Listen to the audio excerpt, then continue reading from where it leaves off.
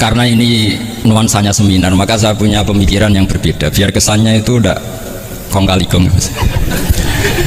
Saya melihat bahwa kita ini sudah subjek bukan objek. Karena setahu saya santri-santri itu misalnya ngapalkan alfiah capek terus manfaatkan lihat sinetron. Jadi mereka itu alat untuk kita terhibur. Bukan kita diperalat sinetron, tapi kita memperalat sinetron. Misalnya tadi beliau cerita bapak-bapak jadi korban karena ibu-ibu melihat bapak-bapak yang ganteng pakai jas uangnya banyak. Sebetulnya ibu-ibu juga jadi korban karena nggak secantik yang di TV. jadi ini penting saya ketahui. Begitu juga melihat Real Madrid misalnya. Kita ini kalau ngidolakan pemain lokal, kan datangkan pelatih, ngelatih itu mahal, bikin stadion mahal. Mendingan ngidolakan sudah jadi. Lagi-lagi mereka kita jadikan objek dari keinginan kita yang nggak mau repot-repot ya beli yang instan itu. Jadi ini mungkin yang saya beda dengan beliau. Saya ini sering ketemu para dokter, para profesor di Jogja. Bahkan saya bikin komunitas grup diskusi kematian. Itu profesor-profesor yang mau mati itu sering diskusi sama saya. Kenapa ini penting? Karena mereka bilang gini, Pak Bahak, dunia ini pasti kita tinggalkan saja, perumusnya banyak. Masa kematian yang kita songsong nggak ada perumusnya gitu. Makanya kita bikin tim perumus kematian. Terus saya bilang ini bedanya profesor sama intelektual. Kalau intelektual itu diskusikan yang profan, dunia itu profan, nanti habis. Kalau kematian itu abadi. Maka untuk orang jadi profesor syaratnya harus tahu tentang kematian. Dari provokasi ini banyak teman-teman diskusi kematian ini.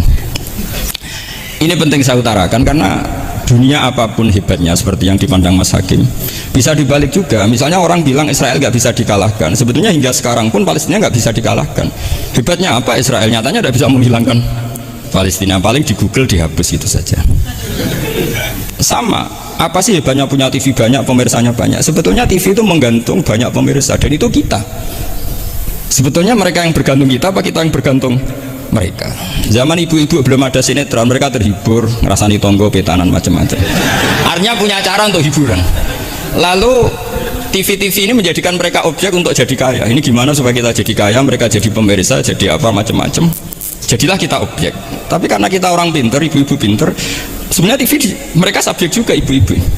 Delok bojone ra ganteng ya delok yang di TV kan gitu. Jadi ini ya ini pembanding saja karena ini acaranya seminar, nanti eksekutornya yang penasihnya Gus Yofur, muharirnya ini nanti itu. Jadi menurut saya ini saya seperti pesan Gus Iid, kita seriusan saja, serius tapi santai. Karena setahu saya sering diskusi sama Gus Yofur. Kemarin diskusi tentang waktu di Denmark, di Eropa itu disamakan, dikonversi waktu yang ada katulistiwa. Apa setiap negara punya aturannya sendiri? Karena Denmark itu ada masa tertentu yang siang itu sampai 3 bulan. Sampai sekarang saya sering diskusi sama beliau tentang itu, terus tentang mina jadi, tentang macam-macam lah. Setahu saya begini ya, pernah ada guyonan di beberapa ulama, pernah dipertanyakan cengkeh itu kan wangi, sehingga kalau kue tar itu dikasih cengkeh. Oke, kita sepakat dalam konteks bikin kue tar itu cengkeh dikategorikan pewangi. Lalu kategorinya adalah pewangi. Pertanyaannya berarti kalau orang haji, ihram, merokok itu wajib bayar dam karena pakai pewangi. Itu hampir putus karena dikonsensus oleh ahli-ahli pakar kue itu termasuk kategori pewangi. Tapi ketika ada pembanding ini Mas, ini pentingnya pembanding. Lalu berarti orang Jumatan disunatkan rokok kan harus pakai kesunatannya kan pakai pewangi gitu. Nyatanya tuntas juga nggak jadi, akhirnya keputusan itu udah jadi. Jadi kalau saya ditanya Gus Barok cara ngelawan apa hegemoni barat atau derasnya media massa, ya sudah kalau nggak punya kan nggak keserang. Makanya saya nggak punya gitu.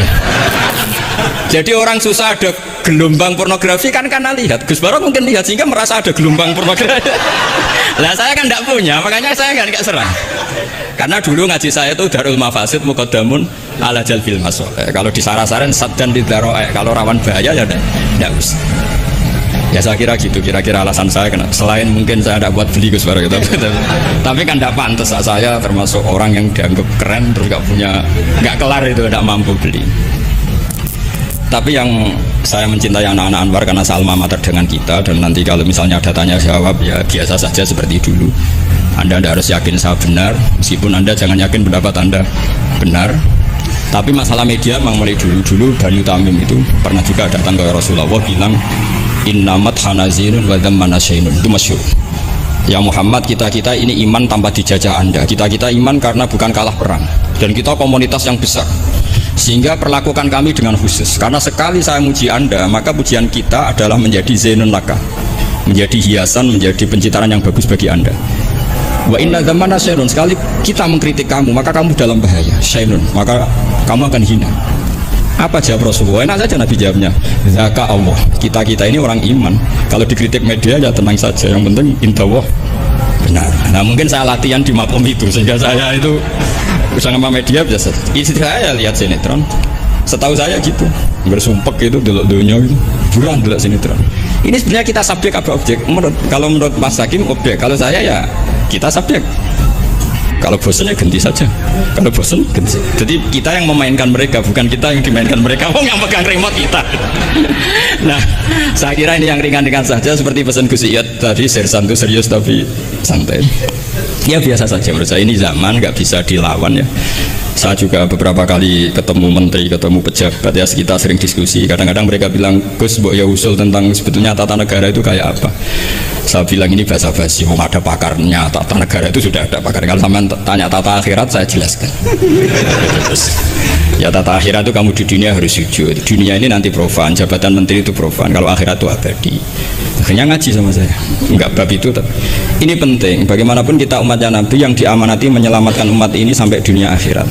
Kalau yang di dunia sudah ada spesialis ya kita terima. Bagaimanapun orang Islam itu kalau bisa ya fit dunia hasanah. Tapi yang sudah agak-agak berKTP akhirat kayak saya jangan dipaksa.